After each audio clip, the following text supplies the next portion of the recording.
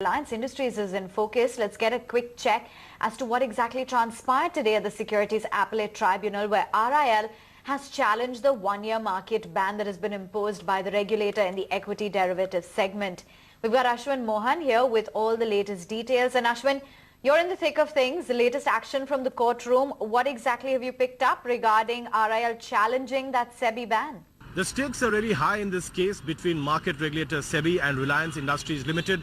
SEBI has leveled allegations of fraudulent transactions against RIL in a 10-year-old case relating to the RPL stake sale dating back to 2007. These are serious charges, and of course the hefty fine that has been imposed by SEBI, the disgorgement amount plus the interest component is in excess of 1,000 crore rupees. And RIL, of course, today appeared before the Securities Appellate Tribunal, and they were represented by the top legal names in the industry.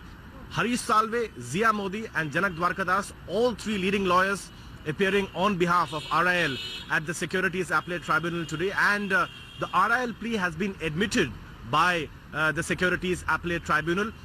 One needs to keep in mind that RIL, of course, due to its treasury operations, has a lot of surplus funds. And what this order says is that it has imposed a one-year ban on direct or indirect trading in equity derivatives in the F&O segment. So RIL's lawyers today asked the Securities Appellate Tribunal that could there be an alternate mechanism wherein they could invest their surplus funds in mutual funds. Now, that aspect, SAT or Securities Appellate Tribunal has left it to SEBI. So what they have directed RIL to do is that they have directed RIL to submit a list of mutual funds to SEBI, and SEBI can then come back with any objections as far as any trading in these mutual funds is concerned. That was what transpired today at the Securities Appellate Tribunal.